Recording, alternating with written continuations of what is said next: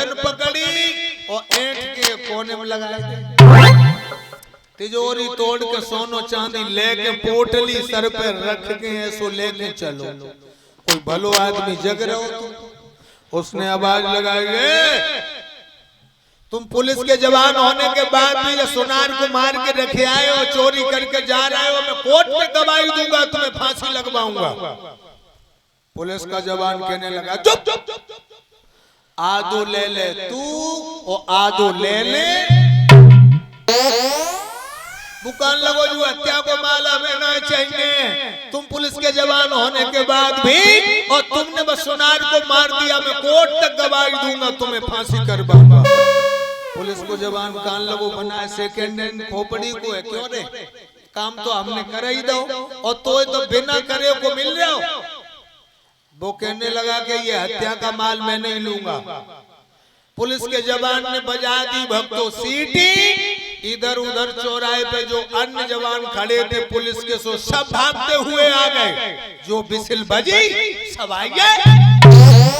अब चोरी वाली सोने की पुटरिया पुलिस के जवान ने भले आदमी के मूड पे धक गई और बोलो के सुनार जाने मार डालो।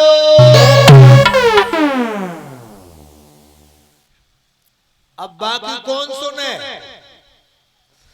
अब समझो कितना जटिल केस होगा जब मैं पुलिस स्वयं गवाह, वो केस तो बहुत जटिल होगा। भले आदमी को लग गई चोरी, अदालत में पहुंचा मामला, जज ने फैसला किया कि जब कमीन को फांसी लगा फांसी, और जो फांसी पे नंबर आओ सो भलो आदमी पछाड़ खा के गिर पड़ा। कहने लगा दुनिया के लोगों, हमने जान लिया कि जो संसार में अब परमात्मा नहीं है। अरे हमने जान लिया कि जो संसार में ईश्वर नहीं है। जब पुलिस के जवान ने सुनार को मारा इसने मुझे झूठा फंसा दिया। तो जज के दिमाग में बात ये जो थी फंस गई। उसने आदेश दे दिया कि इन दोनों को हवालात में बंद कर दो, फैसला हम कल करेंगे। बस चोर पुलिस वाला जो चोर था उसको भले आदमी को एक ही हवालात में बंद कर दिया। दूसरे दिन फैसले के लिए कह दिया, अदालत बंद हो गई। और जो दूसरे दिन सुबह हुआ भक्तों, तो जज ने अदालत से 4 खेत की दूरी पे एक चारपाई डलवाई, बपे पुलिस को जवान लिटवाए दो, ऊपर से सफेद चादर डाल दी। उन दोनों को निकालो और जो कही के फैसला बाद में करेंगे, तुम्हारी बात बाद में सुनेंगे। वो मुर्दा रखा है, बस मुर्दा को उठा के ले आओ, छेड़ना नहीं, बस चारपाई को यहाँ ले आओ अदालत। दोनों गए, पुलिस को जवान हो गो, भलो आदमी हो गो, एक सिराने गाय लग गो परीक्षक जी, एक पैरन गाय चारपाई उठाए ले, चारपाई उठाए ले, आपस में बातें होने लगी। पुलिस को जवान कान लगो, देख अब तो फांसी हो जाएगी, तू मर जाएगा, तेरी बीवी विधवा हो जाएगी, बच्चे भटक जाएंगे। भलो आदमी कान लगो, दीवान जी सुनार तो तुम ही ने मारो, तो तुमने हमें झूठो फंसाए दो। पुलिस वालों कान लगो, काम तो हमने कर ही दो, तो बिना करे को आधो आधो मिल रहा हो। तो ये बातें होती चली आई।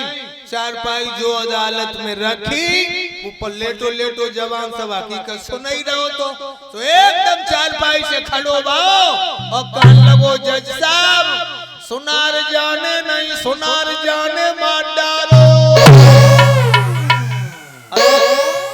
असली चोर पकड़ गया, पुलिस के जवान को फांसी हुई, भला आदमी बच गया।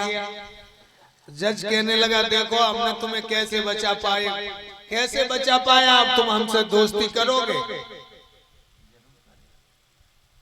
भला आदमी बोला, तुमने मेरे प्राणों को बचा लिया तो हम तुमसे भी दोस्ती नहीं करेंगे, तो किससे करेंगे? अगर हमारे सच्चे दोस्त हो तो मुझे ये बताओ, जीवन में तुमने कभी कत्ल किया है? कब हम तुमने कत्ल करो सो खोपड़ी को खोजाए कान लगो। कब किया? जवाब दिया, आज के 25 साल पहले मेरे आंगन में चोर आओ, रात में पकड़ के काट फेंट के आंगन में दाब दो। ना बताई सो तुम्हें ही बताई। जज कहने लगा है कि तुमने कानून को अपने हाथ में लिया, तुम किसी को जीवन तो दे नहीं सकते हो। जब प्राण दे नहीं सकते हो तो लेने का भी तुम्हें कोई अधिकार है नहीं। उसको भी फांसी हो गई तो भक्तों ये बात निश्चित है कि जो तुम्हें आज निर्दोष दिखाई दे रहे हैं ये पापी जरूर हैं, कुछ अगले पिछले संस्कार हैं। कलयुग में बिना किए का पाप नहीं लगे।